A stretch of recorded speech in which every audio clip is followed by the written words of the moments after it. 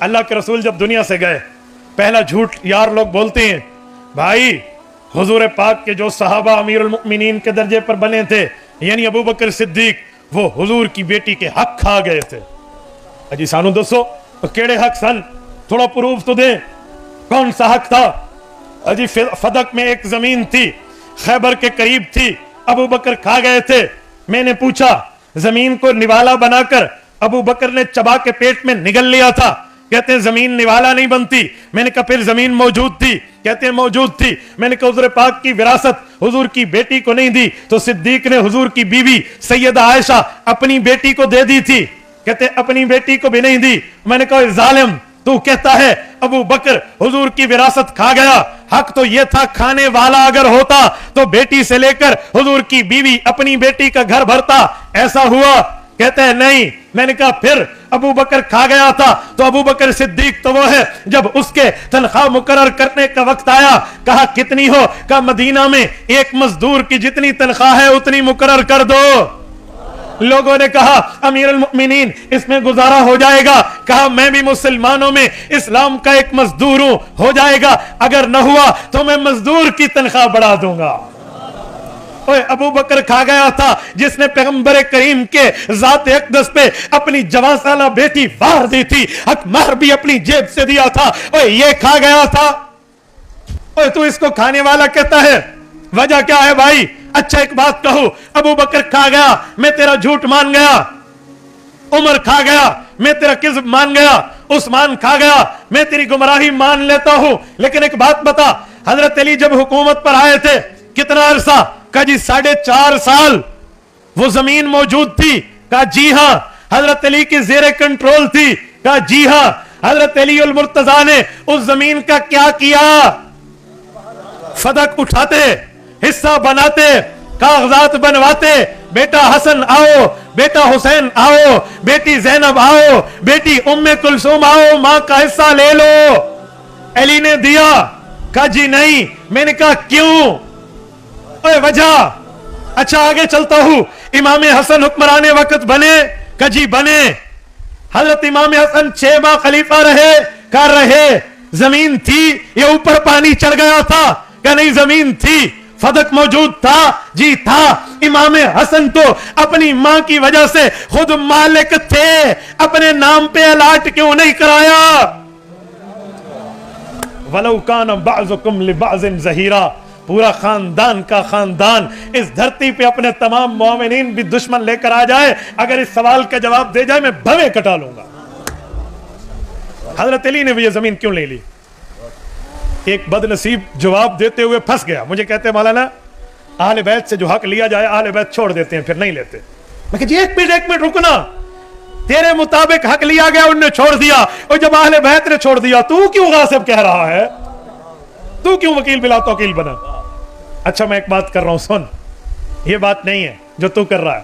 تو اٹھ پٹانگ مارے گا, ادھر ٹانکا ادھر ادڑا, ادھر ٹانکا ادھر ادڑا, کہیں کی اینٹ کہیں کا روڑا, بھان متی نے کنبا جوڑا. بچے تیرے بس کا روگ نہیں ہے. او میں بتا رہا ہوں وجہ کیا ہے.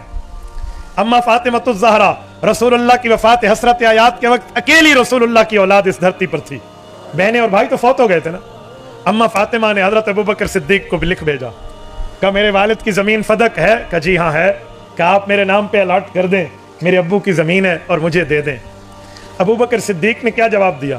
ابو بکر نے جواب بھیجا بیٹی فاطمہ آپ کے خاوند علی المرتضیٰ گھر میں موجود؟ کہا موجود.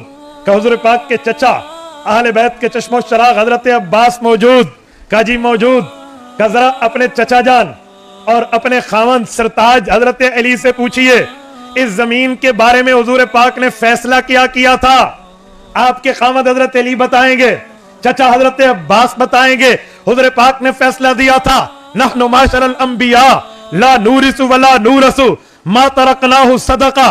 کہا لوگو نبی کا مقام یہ ہے, نبی کا مرتبہ یہ ہے, نبی کی شان یہ ہے کہ جب وہ دنیا سے چلا جائے اس کی وراثت کو تقسیم نہ کیا جائے. یہ محمدی فیصلہ ہے, یہ محمدی فیصلہ ہے. ما ترکناہ صدقہ, وہ تو صدقہ ہوا کرتی ہے. حضور پاک علیہ السلام جیسے تقسیم کرتے تھے मैं भी वैसा तकसीम कर रहा हूं। अबू बकर इब्ने अबी कुहाफा की जुर्रत ये नहीं है वो फैसला मोहम्मदी को बदल दे।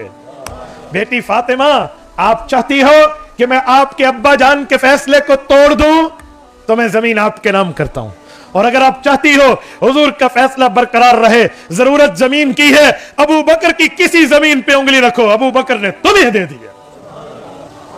अम्मा फातिमा ने फरमाया मुझे जमीन नहीं चाहिए थी, मैं चाहती थी मेरे अब्बा की जमीन मेरे पास हो। अगर फैसला मेरे अब्बा का है और गवाह मेरे घर के हैं, बस मैं इस फैसले पर राजी हूं। फराजियत, अम्मा फातिमा तो ज़हरा राजी हो गई। फिर पुत्र पूरी गल क्यों नहीं करदा, आप क्यों ये आधी बात कर रहे हो? अम्मा फातिमा तो राजी हो गई थी। एक शख्स आधा अधूरा पड़ा हुआ मुझे कहते हैं मौलाना तुम्हारी किताबों में लिखा हुआ है अम्मा फातिमा ने इस बात के बाद अबू बकर सिद्दीक से फिर बात करना छोड़ दी। मैंने कहा लिखा हुआ है।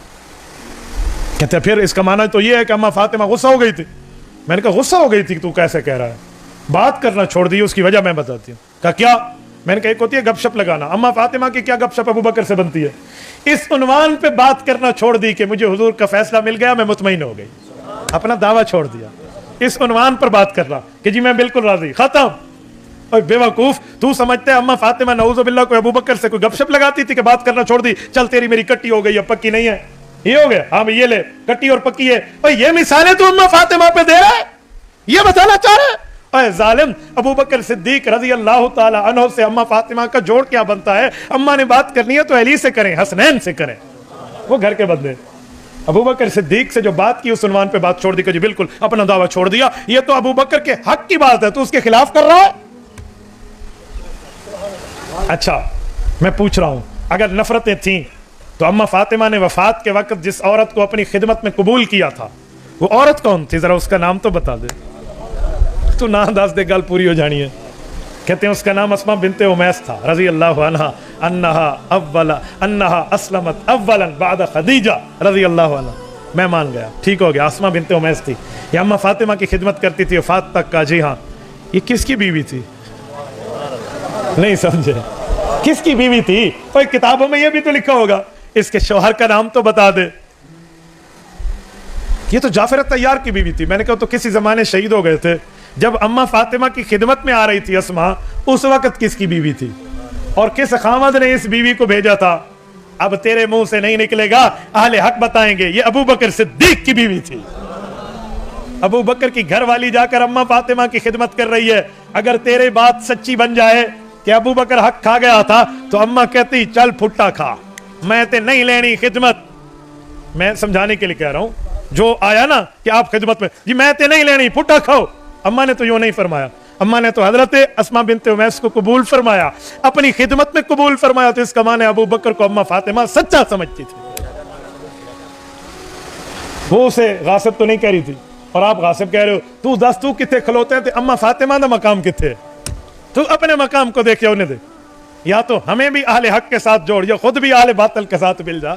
वो कहते हैं दो रंगी छोड़ एक रंग हो जा, दो रंगी छोड़ एक रंग हो जा, सरासर मोम या फिर संग हो जा, कोई एक जगह पे खलो ना।